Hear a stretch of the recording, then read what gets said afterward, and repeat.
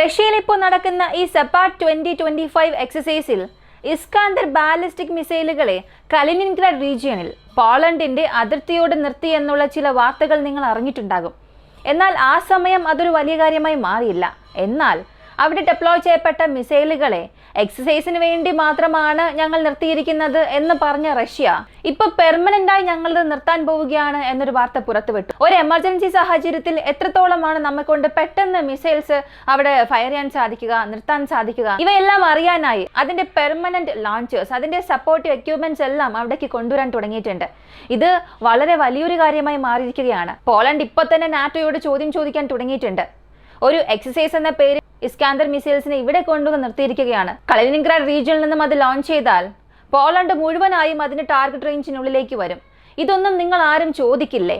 NATO ഇതിന് എന്താണ് മറുപടി പറയാൻ പോകുന്നത്? എങ്ങനെ നാറ്റോയെ നോക്കി ഒരു ചോദ്യം ചോദിച്ചിട്ടുണ്ട്. ഈ വീഡിയോയിലൂടെ ഇതിനെക്കുറിച്ചുള്ള ചില കാര്യങ്ങളും കൂടാതെ റഷ്യ ഉക്രൈൻ യുദ്ധത്തെ സംബന്ധിക്കുന്ന ചില പ്രധാനപ്പെട്ട അപ്ഡേറ്റ്സ് എല്ലാം ഈ വീഡിയോയിലൂടെ വിശദമായി അറിയാം.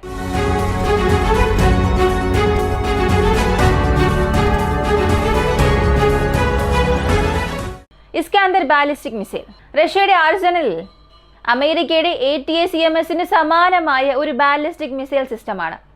ഇപ്പോൾ ഇസ്കാന്ദർ മിസൈൽസ് റഷ്യ ഉക്രൈൻ യുദ്ധത്തിൽ ഒരുപാടിടങ്ങളിൽ അത് അതിന്റെ എഫിഷ്യൻസി കാണിച്ചിട്ടുണ്ട്. മൂവ് ചെയ്തുകൊണ്ടിരുന്ന ഒരു പാട്രിയോട്ട് ലോഞ്ചിങ് യൂണിറ്റിനെ നശിപ്പിച്ചു. അതിലൂടെ തന്നെ അതിന്റെ ആക്യുറസി എത്രത്തോളം ഉണ്ടെന്നുള്ളത് മനസ്സിലാക്കി തന്നു. കൂടാതെ ഒരു മിസൈലിൽ ഡീകോയായി ഫ്ലെയർസ് ഉപയോഗിച്ചു.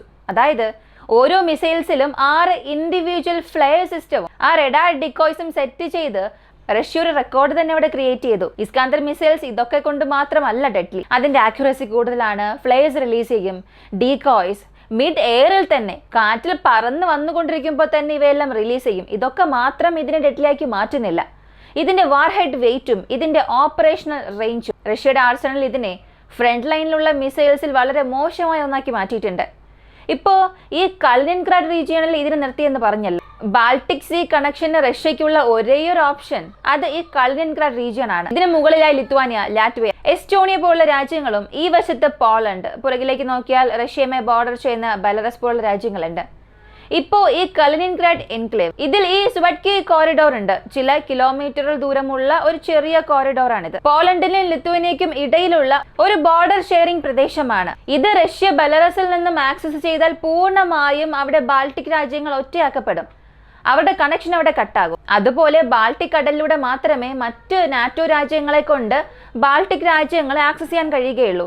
അത്രത്തോളം വളരെ സ്ട്രാറ്റജിക്കൽ ഇമ്പോർട്ടൻസ് ഉള്ള ഈ ഒരു ലൊക്കേഷനിൽ റഷ്യയുടെ ന്യൂക്ലിയർ സബ്മറൈൻ ഫ്ലീറ്റ് ഉണ്ട്, ന്യൂക്ലിയർ മിസൈൽ ലോഞ്ചേഴ്സ് ഉണ്ട്, എല്ലാം കലിനിൻഗ്രാഡിൽ ചെയ്തിട്ടുണ്ട്. എന്നാൽ ഇന്നുവരെയും ഇതിനെക്കുറിച്ചൊന്നും വലുതായി സംസാരിക്കാത്ത പോളണ്ട് ഇസ്കാന്ദർ മിസൈൽസിനെ മാത്രം കണ്ട് ഭയപ്പെടുന്നുണ്ടല്ലോ. അതിനുള്ള കാരണം എന്താണ്? മറ്റൊന്നുമല്ല, ഈ ന്യൂക്ലിയർ എന്ന ടോപ്പിക് അല്ലെങ്കിൽ ന്യൂക്ലിയർ വെപ്പൺസ് എന്നൊരു കാറ്റഗറി വരുമ്പോൾ അത് അത്ര പെട്ടെന്ന് സംഭവിക്കുന്ന ഒരു കാര്യമല്ല. പെട്ടെന്ന് ന്യൂക്ലിയർ വെപ്പൺസ് അങ്ങനെ ആരും ലോഞ്ച് ചെയ്യില്ല.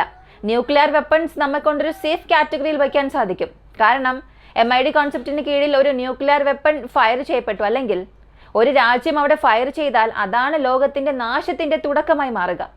അങ്ങനെയുള്ളപ്പോൾ പോളണ്ട് ന്യൂക്സ് കണ്ട് ഭയപ്പെടുന്നില്ല. ഇസ്കാന്ദറിനെ കണ്ട് ഭയപ്പെടാനുള്ള പ്രധാനപ്പെട്ട കാരണം ഒരു ചെറിയ ഇമേജ് ഞാൻ ഇവിടെ കാണിക്കാം. ഇത് കലിനിൻഗ്രാഡ് റീജിയനിൽ നിന്നും ഫയർ ചെയ്യുന്ന ഒരു ഇസ്കാന്ദർ മിസൈലിന്റെ റേഞ്ച് എത്രത്തോളം ഉണ്ടെന്ന് നിങ്ങൾക്ക് കാണിച്ചു തരും. ഇത് കാണുമ്പോൾ തന്നെ മനസ്സിലാക്കാൻ കഴിയും പൂർണ്ണമായും പോളണ്ട് ആ ടാർഗറ്റ് സ്ട്രൈക്കിനുള്ളിൽ വരും. ലാറ്റ്വിയ, ലിത്വാനിയൊക്കെ നോക്കിയാൽ പറയേ വേണ്ട. ഇവിടെ ജർമ്മനിയുടെ ചില പ്രദേശങ്ങൾ പോലും, ചെക്ക് റിപ്പബ്ലിക്കിന്റെ ചില പ്രദേശങ്ങൾ, ഇനി സ്ലോവാക്യയുടെ ചില പ്രദേശങ്ങൾ എല്ലാം ഈ കലിനിൻഗ്രാഡ് റീജിയനിൽ നിന്നും ഫയർ ചെയ്യുന്ന ആ മിസൈൽ റേഞ്ചിനുള്ളിൽ വരും. അപ്പോൾ ഇതിന്റെ റിയാക്ഷൻ ടൈം വളരെ കുറവായിരിക്കും. ഇപ്പോൾ ട്രാൻസ്പോർട്ട് ഇലക്ട്രൽ ലോഞ്ചർ വഴിയാണ് ഇത് ലോഞ്ച് ചെയ്യുന്നത്. ഈ ട്രക്സ് സാധാരണ 60 കിലോമീറ്റർ വേഗതയിലാണ് പോകുന്നത്. ഒരു ഹൈവേയിൽ പോകുമ്പോൾ ഇത്ര കിലോമീറ്റർ പോകുമെന്ന് ചിന്തിക്കുക. എന്നാൽ അത് തന്നെ അർബൻ റോഡ്സിൽ ട്രാവൽ ചെയ്യുമ്പോൾ 30 കിലോമീറ്റർ വേഗത വരെയും ഇതിന് മെയിൻറ്റെയിൻ ചെയ്യാൻ സാധിക്കും. ഇപ്പോൾ ഒരു കമാൻഡ് ഇവർക്ക് ലഭിക്കുകയാണ്, ഉടൻ തന്നെ മിസൈൽ ലോഞ്ച് ചെയ്യണം, അതിന്റെ ലൊക്കേഷൻ ഇതാണ്, കോഡ്സ് ഇതാണ്, ഇങ്ങനെ ഡീറ്റെയിൽസ് ഒക്കെ അവർക്ക് കൊടുത്തൊരു കമാൻഡ് അവർക്ക് വന്നാൽ എത്ര വേഗത്തിൽ ഈ മിസൈൽ ഫയർ ചെയ്യാൻ കഴിയുമെന്നാണ് നിങ്ങൾ ചിന്തിക്കുന്നത്? ഒരു 15 മിനിറ്റ്, 10 മിനിറ്റ്, 5 മിനിറ്റ് ഇല്ല, വെറും സെക്കൻഡ്സ് മാത്രമാണ്. 110 സെക്കൻഡിൽ കമാൻഡ് റിസീവ് ആയ അടുത്ത 110ാമത്തെ സെക്കൻഡിൽ ഈ മിസൈൽ ലോഞ്ച് ചെയ്യാൻ കഴിയും. ഇത് എത്രത്തോളം വളരെ ഷോർട്ടസ്റ്റ് ടൈം പീരീഡ് ആണെന്ന് ചോദിച്ചാൽ ഒരു കമാൻഡ് വരികയാണ്, വന്ന് അടുത്ത 2 മിനിറ്റിനുള്ളിൽ ഈ മിസൈൽ ആകാശത്തിൽ പറക്കാൻ തുടങ്ങും. അപ്പോൾ ഇത് എത്രത്തോളം ഡെഡ്ലി ആണെന്ന് മനസ്സിലാക്കാം. കൂടാതെ ഇതിനെ ഡിഫെൻഡ് ചെയ്യാനും സാധിക്കില്ല. ഉക്രൈൻ്റെ പാട്രിയോട്ട് മിസൈൽ സിസ്റ്റത്തെ കൊണ്ട് പോലും ഇതിനെ ഡിഫെൻഡ് ചെയ്യാൻ കഴിഞ്ഞില്ല. അതേ പാട്രിയോട്ട് ഡിഫൻസ് സിസ്റ്റത്തെയാണ് ഇവിടെ പോളണ്ടും ഉപയോഗിക്കുന്നത്. ഇതെല്ലാം ചേർന്ന് പോളണ്ടിന് ഇപ്പോൾ ഒരു വലിയ പ്രശ്നമായി മാറിയിട്ടുണ്ട്. അതിൻ്റെ റിയാക്ഷൻ ടൈം വളരെ കുറവാണ്. കൂടാതെ ഡിഫെൻഡ് ചെയ്യുന്ന പ്ലാറ്റ്ഫോംസും അവിടെ പക്കൽ കുറവാണ്. അത് പോളണ്ടിന് ശരിക്കും ഒരു പ്രശ്നമായി മാറിയിട്ടുണ്ട്. മാത്രമല്ല, ഇത് എത്ര തന്നെ ഈ TEL ലോഞ്ചേഴ്സ് വഴി ലോഞ്ച് ചെയ്താലും അതിൻ്റെ ഫ്യൂവൽ സ്റ്റേഷൻസ്, അതിൻ്റെ പവർ സപ്ലൈ, ഇതിനൊക്കെ ചെറിയ ചെറിയ ട്രക്സ് മാത്രം പോരാ. കാരണം ഇതൊരു പ്രത്യേക യൂണിറ്റായി അവിടെ പ്രവർത്തിക്കില്ല. അതിന് റഡാർ സപ്പോർട്ട് വേണം. അങ്ങനെ ഇൻഡിവിജ്വൽ റഡാർ സപ്പോർട്ട് ഇല്ലെങ്കിൽ അതിന് ടാർഗറ്റ് ഫീഡ് ചെയ്യുന്ന പ്രത്യേക ഒരു ചെറിയ റഡാർ നെറ്റ്വർക്ക് എങ്കിലും ഉണ്ടാകണം. അതിനാൽ ഇതിൻ്റെ പവർ സപ്ലൈ നൽകുന്നതിന് ചെറിയ ചെറിയ ട്രക്സ് മാത്രം പോരാ. ഒരു സ്ഥലത്ത് നിങ്ങൾ ഇതിനെ പൂർണ്ണമായും ഓപ്പറേറ്റ് ചെയ്യാൻ പോകുന്നുവെന്നുണ്ടെങ്കിൽ അവിടെ ഒരു പവർ സോഴ്സ് ബിൽഡ് ചെയ്യണം. അതിനായി റഷ്യ ഇപ്പോൾ ചെയ്തത് 32 ടെർമിനൽസിന് ഇതിനു വേണ്ടി കലിനിൻഗ്രാഡ് റീജിയണിൽ ചെയ്യാൻ തുടങ്ങിയിട്ടുണ്ട്. അതും കാടിനുള്ളിലോ എയർബേസിന് ചുറ്റിയോ അങ്ങനെയൊന്നും അല്ല ചെയ്യുന്നത്. ഈ 32 ലൊക്കേഷൻസും അവർ ചൂസ് ചെയ്തത് പ്രധാനപ്പെട്ട ഹൈവേസിനടുത്താണ്. ഈ ജനങ്ങൾ കൂടുതലായും സഞ്ചരിക്കുന്ന സ്ഥലങ്ങളിൽ. അതായത് എപ്പോൾ കമാൻഡ് വന്നാലും ലോഞ്ച് ചെയ്യുന്ന രീതിയിൽ ഈ മിസൈൽസിനെ റഷ്യ ഇപ്പോൾ തയ്യാറാക്കിയിട്ടുണ്ട്. ഇതാണ് പോളണ്ടിന് ഒരു ഭയമായി തന്നെ മാറിയിരിക്കുന്നത്. ഇങ്ങനെയാണെങ്കിൽ ഗസ് ചെയ്യാനേ കഴിയില്ല. മിസൈൽ ലോഞ്ച് ആയതിനു ശേഷം മാത്രമേ ഇവരെ കൊണ്ട് ഇത് ഗസ് ചെയ്യാൻ കഴിയൂ ഇങ്ങനെ ഒരു മിസൈൽ ലോഞ്ചായി എന്ന് പോലും. സത്യത്തിൽ റഷ്യ ഇത്രത്തോളം ഇവിടെ ഇങ്ങനെ ഇറങ്ങി പ്രവർത്തിക്കണമെന്ന ആവശ്യമേ ഇല്ല. റഷ്യയുടെ പക്കൽ ഇതിനകം വലിയ ബോംബർ ഫ്ലീറ്റ് ഉണ്ട്. ആ ബോംബർ ഫ്ലീറ്റിൽ നിന്നും air launched ballistic missiles fire ചെയ്യാം. അതുപോലെ എയർ ലോഞ്ച്ഡ് ക്രൂയിസ് മിസൈൽസും ഉണ്ട്. ഹൈപ്പർസോണിക് മിസൈൽസ് പോലും റഷ്യക്ക് ഫയർ ചെയ്യാം. എന്നാൽ കലിനിൻഗ്രാഡിൽ ഇങ്ങനെ ഒരു മിസൈൽ ഡെപ്ലോയ്മെന്റ് ചെയ്യണമെന്നുണ്ടെങ്കിൽ അത് പൂർണ്ണമായും പോളണ്ടിനെ മാത്രം അടിസ്ഥാനമാക്കിയായിരിക്കും. കാരണം അവർക്ക് റിയാക്ഷൻ്റെ പൂർണ്ണമായും ഇല്ല. നിങ്ങളൊന്ന് ചിന്തിച്ചു നോക്കുക. റഷ്യയുടെ അതിർത്തിയിൽ നിന്നും ഒരു Tu-22 ബോംബർ, Tu-95 ബോംബർ ഒരു മിസൈൽ ലോഞ്ച് ചെയ്യുകയാണെങ്കിൽ അത് പോളണ്ടിൽ റീച്ച് ചെയ്യാൻ ചില മിനിറ്റുകൾ എടുക്കും. അത് ലോഞ്ച് ചെയ്ത് പിന്നെ നാറ്റോ ഡിറ്റക്ട് ചെയ്യും. എന്നിട്ട് അവർക്കൊരു വാർണിംഗ് നൽകും. അടുത്ത 10 മിനിറ്റിനുള്ളിൽ മിസൈൽ പതിക്കും. അതിനുള്ളിൽ നിങ്ങൾക്ക് ഇതിനെ ഡിഫെൻഡ് ചെയ്യാനുള്ള എല്ലാ സാധ്യതകളും നിങ്ങൾ തന്നെ നോക്കുക. ഇങ്ങനെ പോളണ്ടിന് ഒരു മുന്നറിയിപ്പ് നാറ്റോ നൽകുമെന്ന് ചിന്തിക്കുക. പക്ഷെ അതേസമയം കലിനിൻഗ്രാഡ് റീജിയണിൽ നിന്നും ഒരു മിസൈൽ അങ്ങോട്ടേക്ക് ലോഞ്ച് ചെയ്യുകയാണെങ്കിൽ അവിടെ റിയാക്ഷൻ ടൈം 3-ൽ 1 കുറയും. ഇത്രയും ഷോർട്ടസ്റ്റ് ടൈം പീരീഡിൽ ഇവർ ഡിഫൻസിന് വേണ്ടി എടുക്കുന്ന ആ ഒരു ശ്രമം വിജയിക്കാനുള്ള റേഷ്യോ കുറയുകയാണ്.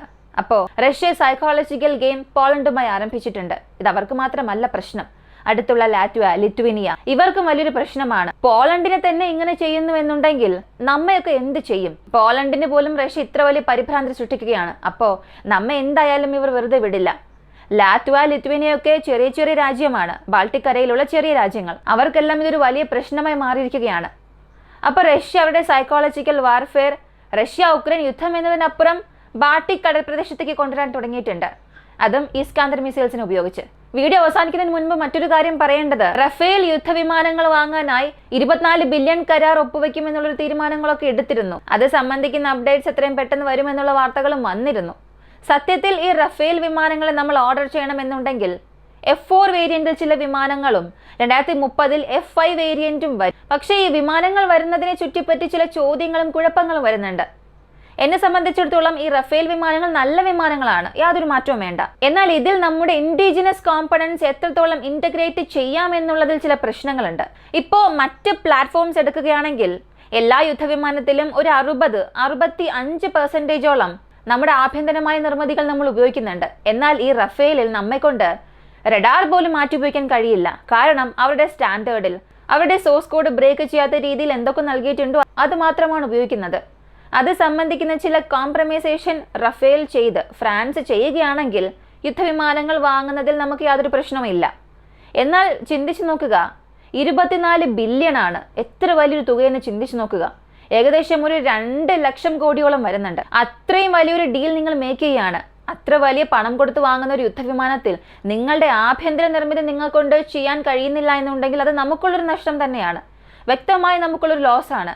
ഇതിനെക്കുറിച്ചുള്ള അപ്ഡേറ്റ്സ് ഒന്നും ലഭിച്ചിട്ടില്ല. റഫേൽ എന്ന് പറയുമ്പോൾ തന്നെ ഓരോ കാര്യങ്ങളെ നമ്മൾ ചിന്തിച്ചെടുക്കണം. ഇതിനെക്കുറിച്ചൊക്കെ നമുക്ക് വിശദമായി മറ്റൊരു വീഡിയോയിലൂടെ സംസാരിക്കാം. ഈ ഒരു വീഡിയോയെക്കുറിച്ചുള്ള നിങ്ങളുടെ അഭിപ്രായം കമന്റിൽ പറയുക. പോളണ്ടിന് റഷ്യ ഒരു വലിയ പ്രഷർ തന്നെ ക്രിയേറ്റ് ചെയ്തിട്ടുണ്ട്. ഇതിനെ നിങ്ങൾ എങ്ങനെ കാണുന്നു? ഉക്രൈന് പുറകെ നടന്ന് സഹായിച്ച പോളണ്ട് ഇപ്പം മറ്റു രാജ്യങ്ങളുടെ പക്കൽ ചെന്ന് സഹായം ചോദിക്കേണ്ട ഒരവസ്ഥയിൽ നിൽക്കുകയാണ്. ഇതിനെക്കുറിച്ചുള്ള നിങ്ങളുടെ അഭിപ്രായം കമന്റിൽ പറയുക.